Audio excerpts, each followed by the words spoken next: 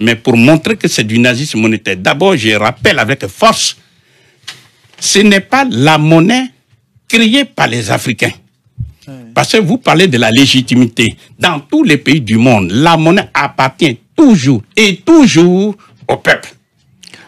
Il y a un débat au niveau européen. Non, non, ça c'est un autre qu'on puisse dire. Nicolas, ça, c'est un autre problème. On est dans le même état. Oui, nous sommes dans la même situation. Nous on ne fait créons pas souvent ce genre de comparaison, mais j'aimerais, pour ne pas noyer le poisson. Voilà. Oui, non, on regarde le problème de l'Afrique de façon précise. Voilà. Donc, je disais que le franc CFA n'est pas une monnaie créée par les Africains. Le franc CFA n'appartient pas à 100%, n'appartient pas aux Africains. Ça appartient à 100% à la France qui l'a inventé. Et ceci par et pour les intérêts des colons. Donc, nous voyons bien. Alors, là, il va falloir préciser, quand vous dites le franc CFA appartient à la France, aujourd'hui, quelle est la réalité de cette acception, quoi? Très bien. La réalité, ça, c'est important. La réalité est la suivante. C'est que quand on regarde, il y a deux grandes parties qu'on peut dire. Les institutions de la zone franc CFA, d'une part, et d'autre part, les 4 principes de la zone franc. Lorsqu'on regarde au niveau des institutions, où il y a la conférence des chefs d'État, il y a tout le reste, mais surtout les 3 banques centrales. Mais tout ça, c'est dominé par la France, qui essaie de s'adapter, de s'harmoniser, tout ça, mais qui a un droit de veto. Un droit de veto. Je donne un petit exemple. Sur quel genre de décision? Oui, donnez des exemples. Je donne un exemple. Il est dit, par exemple, que au conseil d'administration de la Banque centrale des Comores, où il y a 8 administrateurs, à l'instant où je vous parle, il y a 4 Français et 4 Comoriens. Ce qui veut dire, pour que le conseil d'administration se réunisse, il faut au moins 5 administrateurs, c'est-à-dire 4 Comoriens, mais au moins un Français. Si la France ne veut pas de l'ordre du jour, n'a qu'à faire simplement la politique de la chaise vide, et puis le pays est bloqué. Le quorum n'est pas atteint, donc voilà. Il n'y a pas de... Deuxièmement, toujours en restant dans ce même exemple, les décisions ne sont validées que si elles sont prises au moins par 6 administrateurs. Bon, ça c'est ce que nous appelons le droit de veto. Maintenant, revenons sur le cas de la BCEAO, Banque centrale des États de l'Afrique de l'Ouest. C'est le même principe de l'unanimité. Par exemple, ils ont inventé il n'y a pas longtemps, en 2010, ce qu'ils appellent le comité de politique monétaire, où ils ont mis un seul Français. Mais c'est encore le principe de l'unanimité. C'est-à-dire la politique monétaire, en fait, elle est décidée en dernier ressort par la France. Même chose, et ça c'est écrit dans les statuts pour la BEAC, Banque des États de l'Afrique centrale, où il s'est écrit clairement que la France participe à la gestion et au contrôle de la BEAC, c'est la Banque des États de l'Afrique centrale. Oui, parce que justement, elle garantit la convertibilité du franc CFA, hier en franc français et aujourd'hui en euros. Alors la question que tout le monde se pose, évidemment, c'est qu'aujourd'hui, c'est pas tout à fait nouveau, mais disons que ça a pris beaucoup d'ampleur dans les 5 dernières années, notamment la Chine investit beaucoup sur le continent africain. Oui. Est-ce que finalement le franc CFA est une manière de protéger l'Afrique d'une nouvelle colonisation chinoise, ou est-ce que pas du tout, c'est un peu la double peine? Comment ça fonctionne? Par exemple, les Chinois, comment ils font pour investir, pour se développer, pour prendre possession, on le voit, d'un certain nombre de ressources, parce qu'il y a des luttes très féroces entre les États-Unis, on va dire la Chine et la France, dans certains nombres, vous avez vu ce qui s'est passé avec les otages récemment, dans cette zone saharienne, cette zone du Sahel, où on voit toutes les ressources minières, l'uranium, etc. Comment ça se passe? Est-ce que la Chine peut, d'une manière comme ça tout à fait libre, prendre possession des ressources?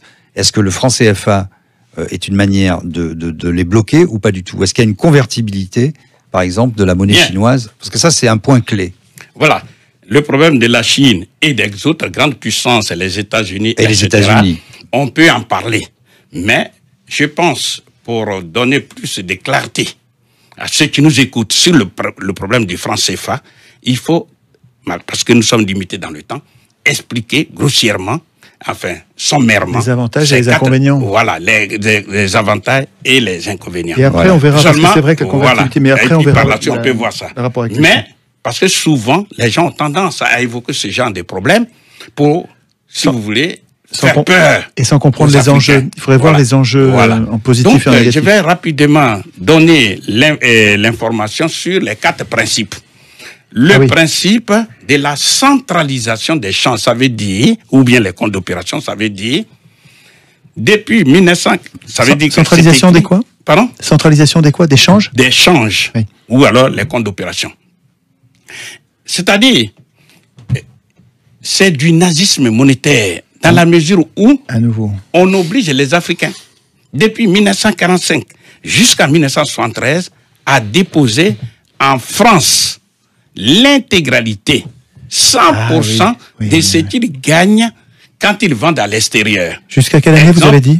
73. 73. Et à partir de 73, c'est 50%, je crois, c'est ça? Non. C'est curieux, c'est 65%. J'ai dit de 1945 jusqu'à 1973, c'est 100%. C'est 100%. S'ils ont gagné 1000 milliards de dollars, ils déposent dans un compte que la France a pu ouvrir pour eux. Nicolas, ici. Il faut juste que vous preniez, il me semble, pour ceux qui connaissent pas l'échange, il faut que vous preniez un exemple. En disant, par exemple, quand un pays de la zone CFA a réussi à vendre, par exemple, de son coton, à l'extérieur, il y a des devises qui rentrent. C'est ça qu'il faut expliquer. Et que ces devises, quand elles rentrent, c'est une richesse pour le pays. Parce que normalement, ça va lui permettre d'acheter autre chose. Voilà. Et au lieu de s'en servir pour acheter autre chose, il faut qu'elle dépose cet argent, non pas dans sa banque centrale à elle, disponible pour participer au développement, mais il faut qu'elle le dépose dans une banque française, à la Banque de France. Donc, c'est au Trésor public français.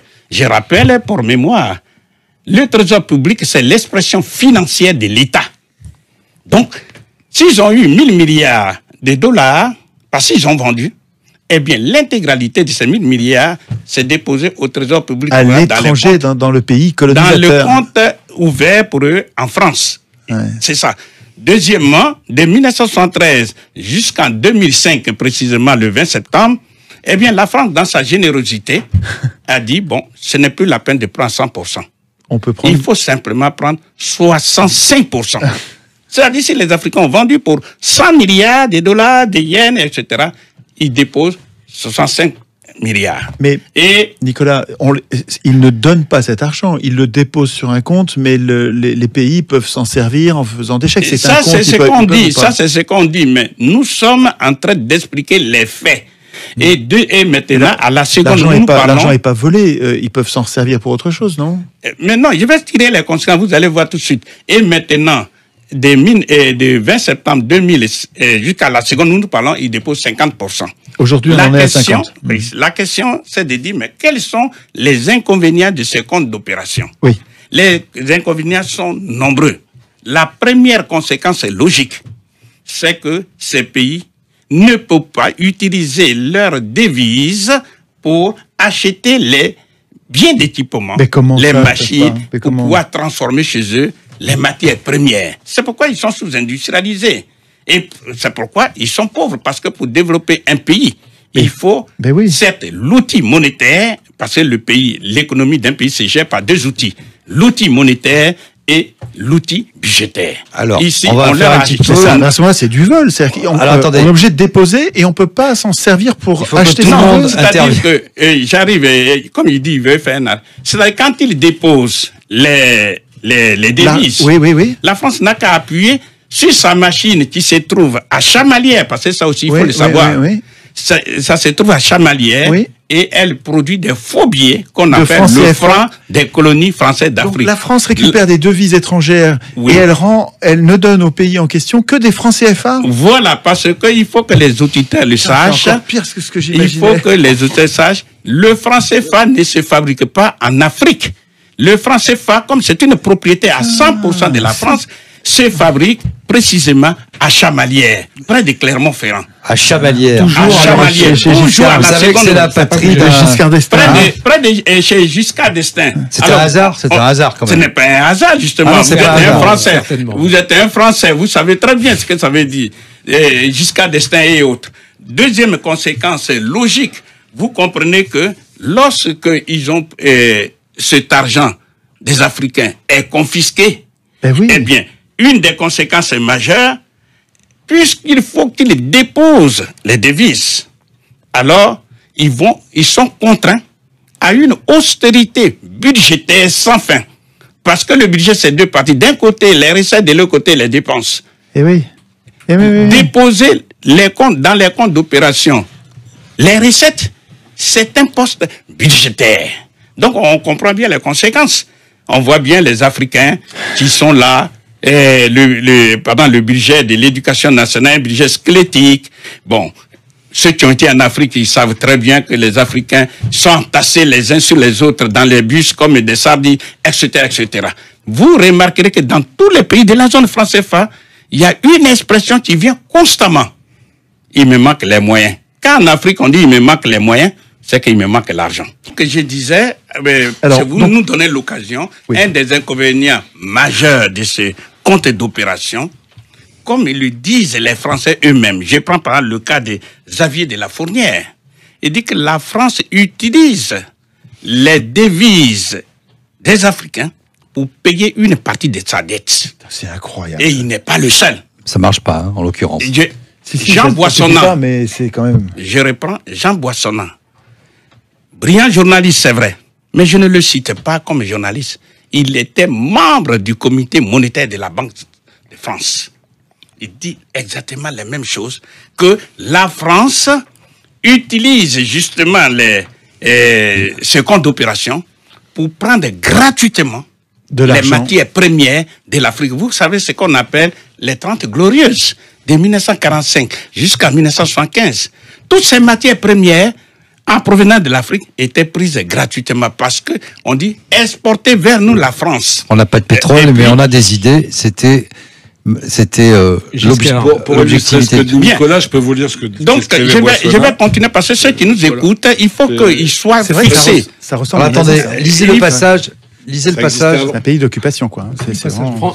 Lisez le passage. Si vous pouvez nous faire juste pour l'illustration de Nicolas. Parce que c'est très précis et c'est très concret.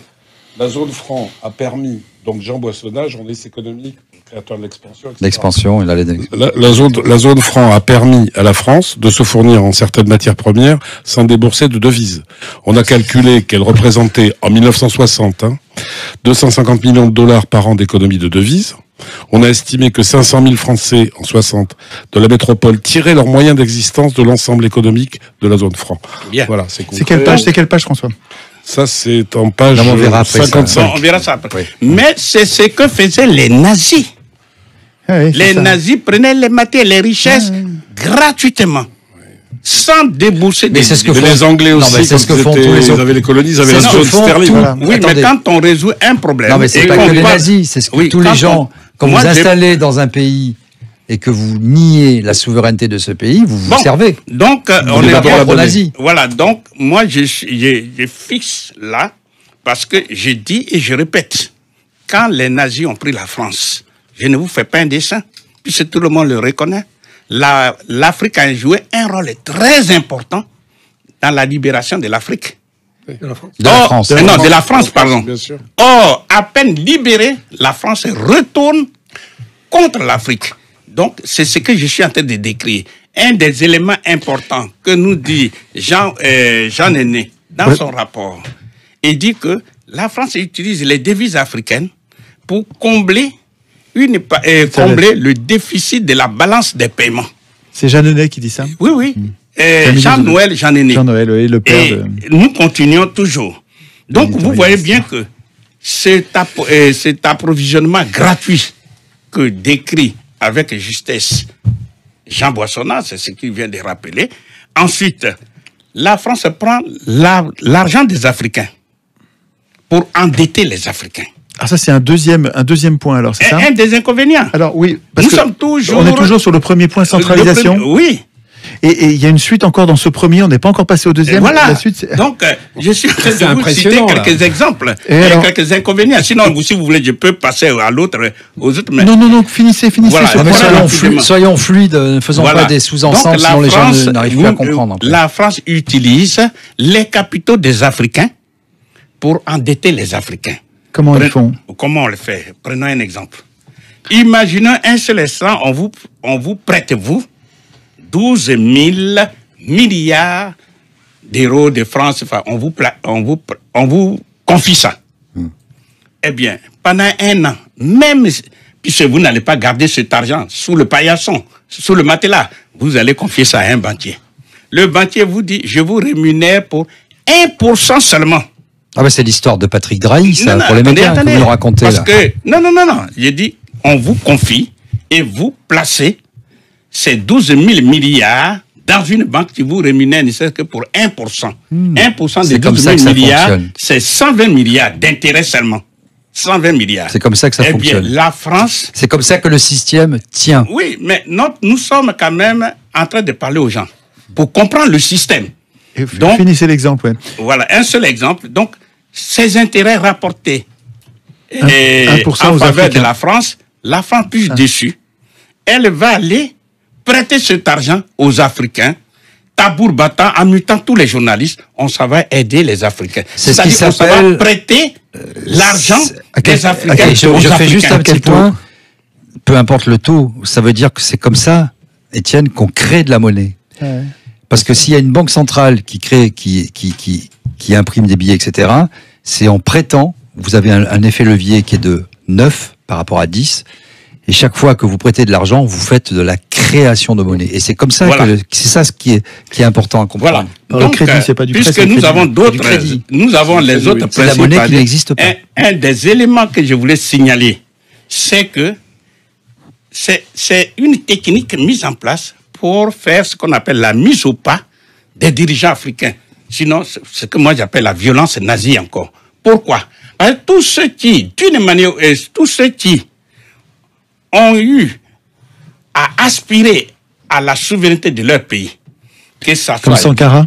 Que ça soit Djibo Bakary du Niger, qui devrait prendre le pouvoir, parce qu'il était le président du parti Sawaba. C'est lui qui devait prendre le pouvoir. Comment il s'appelle? Djibo Bakary. Mais en tout cas, Général de Gaulle lui a créé tous les problèmes et il l'a obligé à fuir le Niger et en lieu et place on a mis Amani Dioré. C'était en 58. En 1958, ça a été le cas de Sékou Touré. Je ne vous fais pas un dessin. Sékou Touré, il a dit non, quand on est souverain, on est indépendant, on bat sa monnaie. Général de Gaulle lui a créé tous les problèmes. On a même déversé sur la Guinée des faux francs français guinéens pour pouvoir... Des faux francs guinéens. Des faux francs guinéens. C'est-à-dire qu'ils ont semé la panique monétaire. Pour pouvoir désorganiser les barbouzes, quoi. On fabriquait une panique monétaire. Hein. Puisque le temps nous est compté, on va aller très vite. En 62, il y a eu Modibo Keïta du Mali, qui a battu monnaie. Eh bien, toutes les tracasseries, tous les ennuis lui ont été créés, avec même la complicité de certains dirigeants africains sur lesquels s'appuyait la France, mais je ne vais pas les citer volontairement. Eh bien, à la fin des fins, Modibo Keïta a été arrêté, mis en prison, empoisonné et mort en prison. Ah ben oui. Ensuite, en 1963... Et le Mali est revenu dans le franc CFA. Voilà, et finalement, on a obligé le Mali à revenir dans la zone franc CFA parce que c'était le mauvais exemple à ne pas suivre. Combien de pays en pourcentage aujourd'hui sont dans la zone franc CFA sur le continent africain? Non, il y en a 15. Ce sont ces 15 dont nous parlons. 15. Ensuite, essentiellement en Afrique de l'Ouest? En Afrique de l'Ouest et en Afrique centrale. Et en Afrique centrale. Vous retrouverez tous ces exemples dans ce livre qui est passionnant. Hein. On les présentera à la fin. En 1963, il y a eu Sylvanus Olympio du Togo. Le 15 janvier 1963, il devait mettre sur la place publique la monnaie du Togo. Eh bien, 2 jours avant, c'est-à-dire le 13 janvier 1963, il a été assassiné. Parce que justement, il veut battre monnaie. Après, il y a eu, en 1975, il y a eu Ngueta Tombalbaye du Tchad. Eh bien, parce qu'il voulait battre monnaie, il a été bombardé par l'armée française, par les bombes françaises, et il est mort dans son palais. Ensuite, vous connaissez l'histoire de, comment on appelle, Kadhafi. On la connaît très bien. Peu importe tout ce qu'on dit, mais nous sommes dans le domaine de la monnaie. Il voulait créer la monnaie africaine. C'est-à-dire la Banque centrale africaine avec la monnaie africaine. Par voie de conséquence, le franc CFA allait disparaître. Vous savez ce qui est arrivé. Et enfin, je prends le cas du président Laurent Gbagbo de Côte d'Ivoire. Rappelez-le, s'il vous plaît, ce qui s'est passé à Kadhafi, parce qu'il y en a peut-être qui... Non, tout le monde le sait. Il a été assassiné. Voilà. Bon, une des causes le pays a été dévasté. Non, on va dire qu'il a d'abord beaucoup aidé, et que comme les gens ont commencé à parler, finalement, la politique internationale de la France vis-à-vis de la Libye a changé. Et on a des spécialistes comme monsieur Bernard-Henri Lévy, par exemple, qui a décidé de dévaster le pays. Qui décide d'un coup d'un seul comme ça, en faisant de la philosophie entre Saint-Germain, Marrakech et New York, de tirer sur un peuple. Il est complètement magnifique. Du jour au lendemain, ce peuple et ses dirigeants, il faut vivre dans le chaos. Voilà. Bien. Donc, vous voyez bien que... Ça, ce sont des faits. Hein. Voilà. Le cas du président Laurent Gbagbo. Ce n'est pas que parce que Gbagbo est contre les intérêts de la France, c'est pas ça. Mais comme on voulait absolument que le président Gbagbo ait des problèmes, qu'est-ce qui s'est passé? Eh bien, tout simplement, on a fermé, lors des venues de Paris, on a fermé sans sommation, sans préavis, toutes les banques commerciales qui sont en Côte d'Ivoire. Alors imaginez un seul instant. Vous êtes un chef d'entreprise. Vous voulez retirer l'argent. Vous ne pouvez pas. Vous ne pouvez pas payer ni les salaires, ni les fournisseurs. En un mot, votre entreprise. Vous faites faillite. Votre entreprise est bloquée. Vous êtes un ménage. Vous voulez retirer de l'argent pour nourrir la famille, payer les médicaments. Vous ne pouvez pas. C'est tout le système des encaisses qui est bloqué. Mais c'est la France. La France a le moyen de fermer les banques commerciales ivoiriennes. Bien sûr, c'est qui détient la monnaie.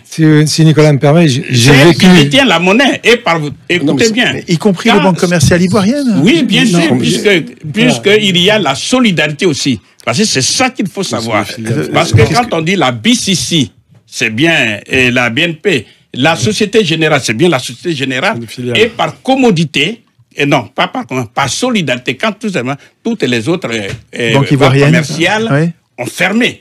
Mais ce que je voudrais dire, parce qu'il ne faut pas noyer le poisson, quand ces banques ont été fermées vers la fin, eh bien, Gbagbo était obligé, puisqu'on a même retiré, on a interdit aux représentants du président Gbagbo à la BCAO qui est la banque centrale de ces 8 États, on les a renvoyés. Gbagbo a été donc obligé de dire, bon, en tant que premier responsable du pays, eh bien, je suis obligé de créer la monnaie ivoirienne. Et selon Koné Katina, le ministre du budget de l'époque, il dit au plus tard, le 15 mai. Quelle année? 2011. Eh bien, on devrait voir la monnaie ivoirienne en circulation. Eh bien, tout ça, ça n'a pas plu à l'occupant français. Et la France s'est rattrapée sur le plan militaire. Quel mois? Juste combien de temps après? C'est-à-dire, vous avez vu ce qui s'est passé, les bombardements. Et on a bombardé Gbagbo. C'est quand les bombardements? C'est avril? En avril. On a bombardé Gbagbo. 2011. Ouais. Mais enfin, attendez, il y a bien un prétexte. Qu'est-ce qu'a dit le gouvernement français pour justifier le bombardement de la Côte d'Ivoire? Il est évident qu'on vous donnera des faux arguments. Mais nous sommes en train d'expliquer, puisque moi, je suis sur le plan monétaire. Le deuxième principe, et surtout, rappelez-moi votre question, parce qu'elle est très importante et je vais donner une réponse. Donc, deuxième principe, c'est ce qu'on appelle le principe de la libre convertibilité des francs CFA hier en francs français et aujourd'hui en euros. Bien. On vous dit toujours que c'est une bonne chose pour les Africains. N'oublions pas que ce sont des systèmes, enfin, c'est un système mis en place à l'époque coloniale par les colons et pour les intérêts des colons. Donc, vous voyez bien, la permanence ne fait que perpétuer la colonisation. Donc, ici, quand on vous dit le franc CFA est convertible, la réalité, c'est que le franc CFA n'est pas une monnaie convertible. Dans aucun pays du monde, on appelle une monnaie convertible une monnaie comme le dollar, l'euro. Vous allez dans n'importe quel pays, vous sortez l'euro ou le dollar, vous allez dans une banque, vous dites, bon, je viens d'arriver dans votre pays, changez-moi ça et donnez-moi la monnaie. Ça ne marche pas avec le franc CFA? Non, je dis dans aucun pays, je pèse mes mots. C'est hallucinant.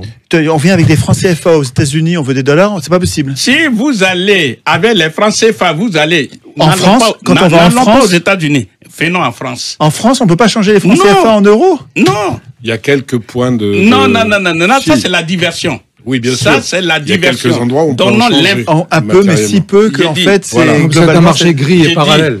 J'ai dit... c'est au marché, quelques bureaux de change officiels.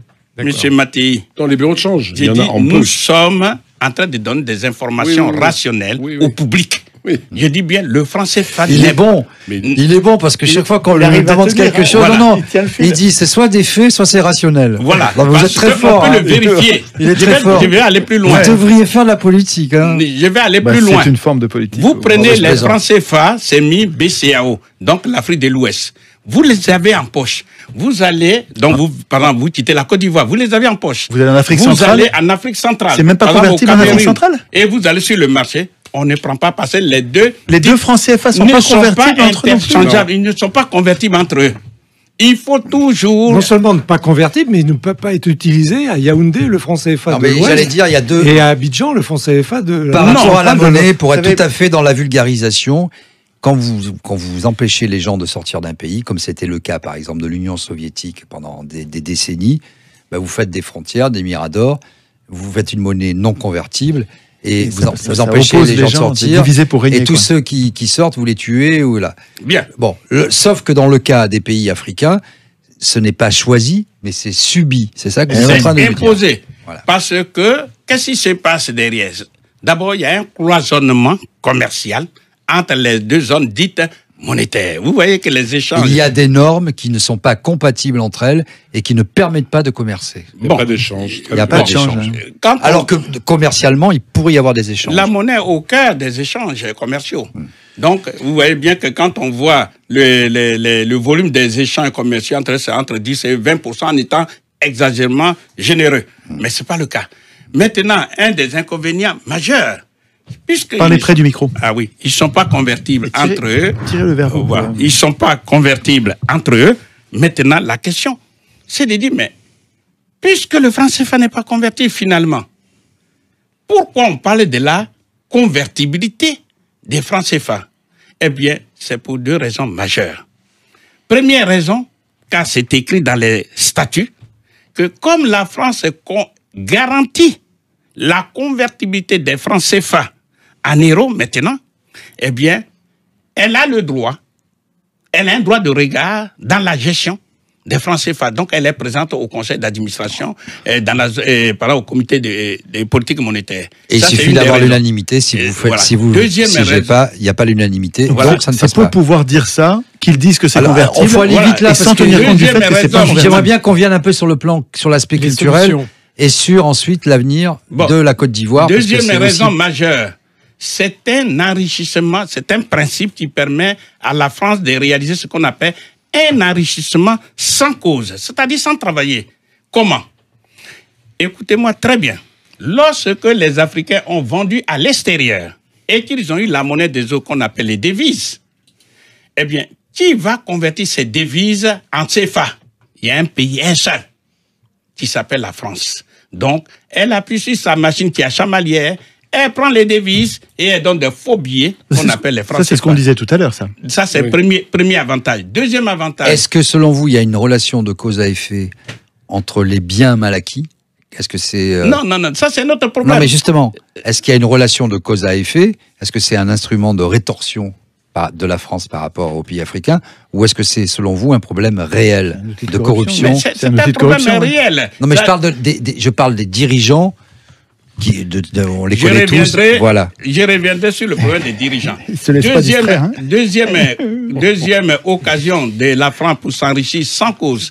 Quand les pays africains s'endettent, ils seront s'endetter auprès du Japon, de n'importe quel pays. Ces pays, elles vont leur donner des devises. Mais ces devises, pour les utiliser en CFA, il faut un pays qui les convertisse. C'est la France. Donc, même avec l'argent qu'ils empruntent, mais c'est incroyable. C'est ça le problème. Deuxième raison. Ils sont verrouillés de Même quand ils s'endettent, on leur donne des devises. J'ai dit que je pèse mes mots.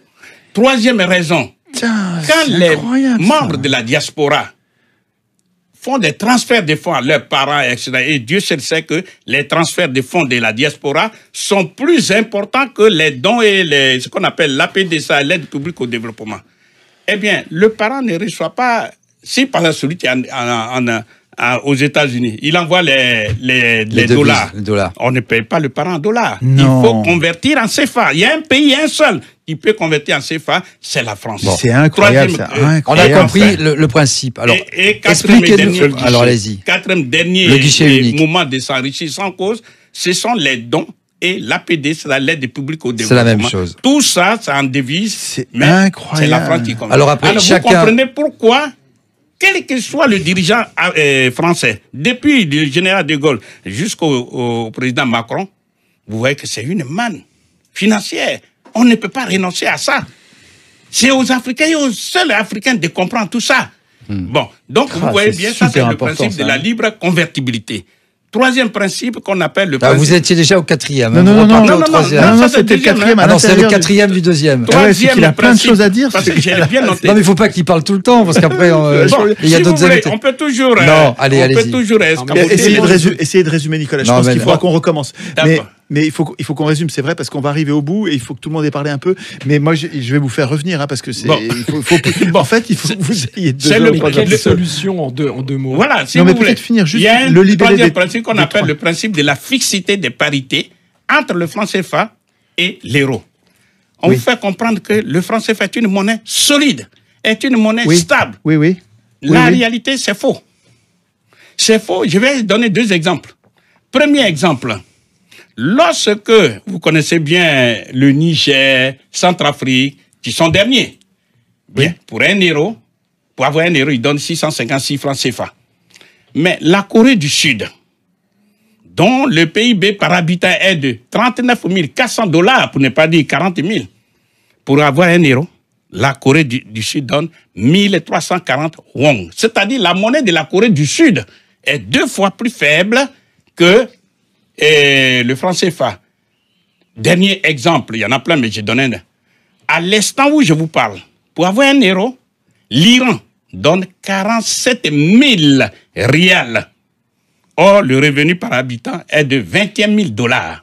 Dire que c'est 47 000, ça veut dire le rial de l'Iran est 71 fois plus faible que le franc CFA. Question fondamentale, comment ça se fait qu'un pays, des pays extrêmement pauvres, ont une monnaie plus forte que des pays qui sont, par rapport à eux, bien sûr, très riches? Eh bien, la raison est la suivante, c'est parce que le franc CFA est soutenu. Il est surévalué. Non, est soutenu par qui? Par ces pauvres Africains. C'est-à-dire, comme nous sommes sur le marché des monnaies, qu'on appelle le marché des changes, c'est la loi de l'offre et de la demande. Pour mémoire, quand l'offre d'un bien est supérieure à sa demande, son prix baisse. Et inversement, si sa demande est supérieure à l'offre, son prix augmente. Donc, nous sommes sur le marché des monnaies, où justement, ceux qui sont en Afrique, surtout les chefs d'entreprise, etc., ils transfèrent les CFA. Quand ils les transfèrent, il faut les convertir en dollars, non, en euros. Devise, oui. Donc, on voit bien que l'offre des CFA est supérieure à sa demande. Donc, son prix, c'est-à-dire pour avoir 1 euro, on devrait donner non pas 656 francs, mais peut-être 3 000, 4 000, 5 000, ou même 20 000 francs CFA. Mais on ne veut pas de ça. Donc, on demande aux pays africains, à travers leur banque centrale, de racheter les francs CFA surabondants sur le marché. Or, on ne rachète pas les francs CFA avec les francs CFA. On rachète les francs CFA avec des devises. Mais bien sûr. Lesquelles devises devraient être utilisées pour acheter des machines, pour investir. Et on maintient l'asservissement et la pauvreté. Et la désindustrialisation, la pauvreté, c'est scandaleux ça. Et c'est ça. Et aujourd'hui, les pays africains sont pris dans un étau. Ils souffrent. Et la conséquence est majeure. Il y en a plein, puisqu'ils ont une monnaie artificiellement gonflée. Première conséquence, c'est le gaspillage de ces devises dont je viens de parler. Deuxième les difficultés à exporter. Il y a déjà ça, mais deuxièmement, le franc CFA est soutenu non seulement par les devises, mais avec des stocks d'or que les Africains déposent. Donc, vous voyez bien... C'est encore une monnaie réserve obligatoire. Donc, vous voyez bien que quand la France fait partie des 4 premiers pays qui ont plus de 3500 tonnes d'or. C'est bien l'apport. Une bonne partie qui vient de l'Afrique. Voilà. Ensuite, maintenant, une des conséquences majeures, puisqu'ils ont une monnaie forte, qu'est-ce qu'on a tendance à faire? Ils ont tendance à importer les produits qu'ils sont capables de produire eux-mêmes. Par exemple, le riz. Ils vont dire, bon, on a un franc CFA fort, on importe le riz de Thaïlande, etc. Et du coup, ils créent à l'extérieur des emplois et eux-mêmes, et la ils sont dans pauvreté, misère. le chômage en local. Et puis, c'est qu'ils subissent ce qu'on appelle l'inflation. Quand on dit la vie est trop chère à Abidjan, un peu partout dans ces pays de la zone franc CFA, c'est bien pour cette cause-là.